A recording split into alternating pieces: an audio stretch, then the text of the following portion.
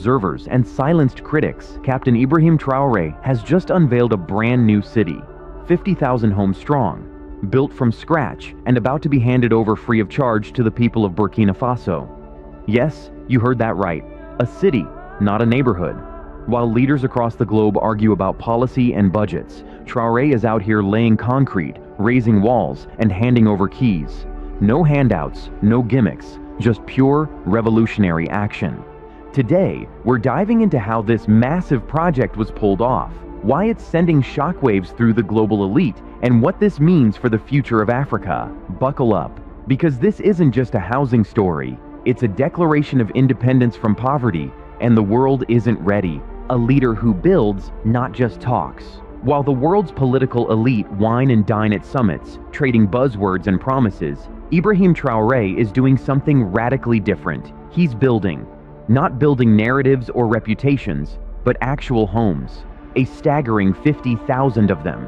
This isn't some publicity stunt or IMF-funded fantasy. This is a real, homegrown initiative by Burkina Faso, led by Burkinabe for Burkinabe. No foreign contractors, no flashy ribbon cuttings, just sweat, soil, and state-backed resolve. The mission? To give these homes, yes, give them, directly to the people who need them most. No mortgage, no rent, no fine print. It's not a trickle-down gimmick. It's a flood of dignity. Traoré's approach slices through the tired playbook of post-colonial dependency. He's not waiting for aid, and he's certainly not begging for applause. While developed nations wring their hands over housing bubbles, evictions, and inflation, Burkina Faso just delivered one of the largest free housing efforts in modern African history. And they did it with intention, because to Traoré, a home isn't just shelter, it's the cornerstone of nationhood. It's the antidote to instability, the first brick in building a future where people aren't trapped in survival mode.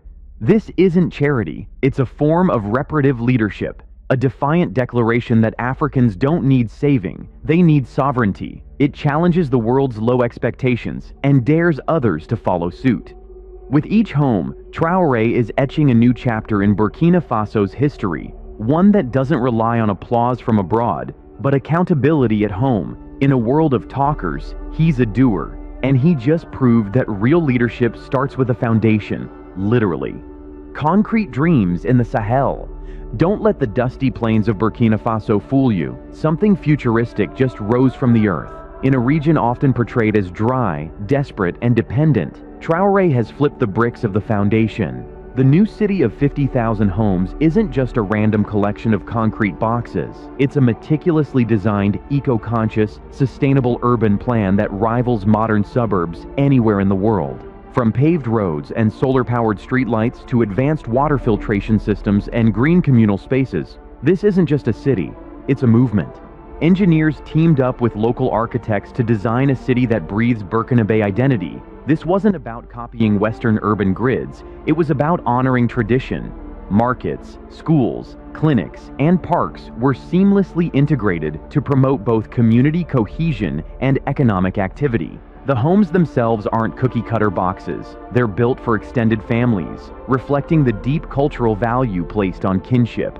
What's truly astonishing is that Traoré achieved all this under immense pressure. International sanctions, diplomatic isolation, and a shaky global economy. But instead of folding or begging foreign lenders, he doubled down on self-reliance. He rallied the people, harnessed local resources, and leaned into community expertise. This wasn't just construction, it was a movement. Brick by brick, Traoré turned Pan-African ideals into a functioning reality, proving that independence isn't a slogan, it's an action. This is the kind of nation-building the continent has long deserved, and Burkina Faso just led the way. Where others build for profit, Traoré builds for purpose. The housing crisis that haunts the West, Traoré just put that conversation in a chokehold. He didn't ask for approval, didn't wait for validation. He just did it. And now, while Wall Street investors are busy flipping condos, Burkina Faso is flipping expectations. This isn't just development, it's defiance. And for the first time in a long time, the Global South is leading by example, giving the people their land back. Land. That five-letter word that has sparked revolutions, toppled empires, and divided nations. In Burkina Faso, Ibrahim Traoré didn't just talk about redistributing land, he executed it. The 50,000 home city isn't being sold to the highest bidder. It's being given to the people. No interest rates, no landlords, no evictions, just keys, doors, and dignity. That's revolutionary. In a world where housing is a commodity, Traoré is treating it as a human right. The land used for this mega housing project, it wasn't taken from the people. It was reclaimed for the people, from corrupt landowners and absentee elites who hoarded hectares while millions slept under makeshift roofs. Traoré's move is a direct response to decades of land misuse and bureaucratic paralysis. He cut through the red tape like a machete in the bush, and by doing so, he unlocked what every nation struggles to manage: affordable, accessible, abundant housing. This isn't just about shelter, it's about power. In Burkina Faso, land ownership now symbolizes more than a home. It represents security, pride, and a claim to the nation's future. For farmers, it means planting without the fear of eviction. For mothers, it means choosing nourishment without sacrificing rent. Traoré knows that true freedom isn't just political, it's economic. By handing over legal ownership to the people, he's done what few leaders dare: flipped the land ownership hierarchy upside down. No longer is land the privilege of the elite, it's the birthright of the people. The powerful may be rattled, but the public? They're standing taller than ever, grounded in land that finally belongs to them.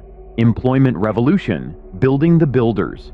Forget outsourcing. From the very beginning, Traoré made a game-changing call. This housing city would rise through Burkinabe hands with Burkinabe know-how, no imported labor forces, no foreign consultants swooping in for photo ops. Instead, thousands of local jobs were created overnight. Bricklayers, plumbers, electricians, welders, engineers, men and women alike were mobilized on a national scale. Even women who had never stepped foot on a construction site were trained and hired. The city morphed into an open-air university of labor, where every hammer swing, every nail, every slab of cement laid was a lesson in dignity and economic freedom. Now think about the global narrative that's long plagued Burkina Faso, that it's poor, underdeveloped, and perpetually dependent on outsiders. Traoré broke that walls. By going local, he didn't just create jobs, he ignited pride. These homes weren't anonymous buildings erected by foreign firms. They were shaped by uncles, cousins, neighbors, and friends. Picture a father walking his child through a neighborhood he helped raise. That's not just development, that's ownership. That's legacy. And it didn't stop at construction. Vocational training shot up. Supply chains for bricks, tools, and equipment expanded. Micro businesses popped up everywhere to support the workers. Food stalls, tool rental shops, even childcare services. The housing project became its own economic engine. Traoré wasn't merely erecting walls. He was building a workforce, a skilled generation. While other nations cling to foreign training programs and endless seminars, Burkina Faso went hands-on. This isn't foreign aid. It's national empowerment in its most potent form. And yes, the world is watching. A city that protects its people. Safety and security were never afterthoughts in Traoré's plan. He knew that a city must not only house its citizens, but also shield them. That's why this 50,000 home marvel comes equipped with a smart security framework that would put some western suburbs to shame. We're talking community patrol units staffed by locals, real-time emergency response centers, and strategically placed street lighting that runs on solar energy. This city doesn't just offer peace of mind, it enforces it. And the design matters. Streets are built wide for visibility, neighborhood clusters are small enough to maintain strong communal ties, and public areas are watched over, not by cameras alone, but by the very people who live there. It's a reawakening of traditional African vigilance combined with modern tools. This is not about policing the people, it's about empowering them to protect their own. Traoré knew that true safety starts when people feel invested in their environment. On top of housing and community spaces, the city includes a fire department, medical emergency stations, and a fully mapped disaster response plan, all embedded into its design. For a nation frequently facing unpredictable weather and regional threats, this level of preparedness is revolutionary. It shows that Traoré isn't just solving for now, he's future-proofing his country. While Western nations tout smart cities filled with sensors and tech hype, Traoré has built something more grounded, a strong city. One rooted in resilience, not surveillance. Here, security isn't imposed from above or outsourced. It's integrated, community-led, and people-centered. It's practical, powerful, and profoundly African. And in this moment, it's Burkina Faso, not Silicon Valley, redefining what modern cities should look like. Redefining African leadership. Let's not sugarcoat it. Africa has had its fair share of leaders who enrich themselves while their people scraped by for basics. But Ibrahim Traoré, he's breaking the mold. Young, unbought, and unapologetically Pan-African, he's offering a bold alternative. The 50,000-home city he spearheaded isn't a vanity project. It's a seismic act of rebellion against a global system that long insisted Burkina Faso would never rise. This is leadership without compromise, without puppeteering, without waiting for permission. Traoré isn't trying to go viral. He's trying to uplift. For decades, African nations were told to wait. Wait for Western investors. Wait for IMF disbursements. Wait for foreign experts to tell them how to fix their own countries. Traoré shredded that playbook. He's putting housing, not military hardware or foreign policy theater, at the core of his national strategy. Why? Because he understands that real leadership meets people at eye level, shoulder to shoulder, in the trenches of daily life. And it's catching on. Across the continent, young Africans are tuned in. They're not just watching, they're quoting him, studying his interviews, turning his leadership style into a movement. Traoré isn't just a president, he's becoming a prototype. A leader who doesn't promise utopia, but builds real foundations, literally and figuratively. In an era of empty slogans, he built a city, and with that, he's raised the standard of what governance should look like. Most world leaders would need a ladder just to reach the bar he's now set. Burkina Faso, once dismissed, is now rewriting the future, and Traoré is holding the pen. Changing global perceptions, one brick at a time. For years, international media painted Burkina Faso in grayscale: poverty, instability, terrorism. But now, a new image is emerging, one of progress, one of sovereignty. And it's thanks to a city of 50,000 homes that no one outside Africa thought possible. Traoré didn't build this city to impress the world, but he did. And now, those same outlets that once ignored Burkina Faso are scrambling to understand what just happened. Global perception isn't just optics, it's leverage. And Traoré just gained tons of it without hiring a single PR firm. Every drone shot of the new city, every family turning a key, every child's laughter echoing from a new schoolyard sends a powerful message. Africa builds. This isn't charity, it's capability. Suddenly, international investors are eyeing Ouagadougou as untapped potential. NGOs that once looked away are now knocking for meetings. Even once silent African leaders are taking notes, rethinking their priorities. Traoré didn't just shift the narrative, he flipped the global gaze. Burkina Faso is no longer the story of what's missing, it's the blueprint. And let's not ignore the ripple effects. Diasporas are rethinking their assumptions. Youth are seeing their homeland with fresh eyes. Traoré didn't just change the skyline, he changed the narrative. Burkina Faso is no longer a victim, it's a visionary. And that kind of rebranding, that's priceless. The West loves stories of bootstrapping success. Well, here's one made of cement and resolve.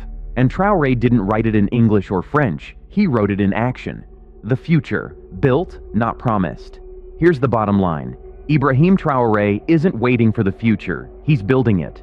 While other nations publish 5-year plans that gather dust, Traoré laid down 50,000 roofs and told the people, this is yours. No spin, no speeches, just a skyline of hope. And this isn't the end, it's the foundation. Plans are already underway for job zones, technology parks, and transit corridors to link the city with the rest of the country. Traoré is playing the long game, and he's playing to win.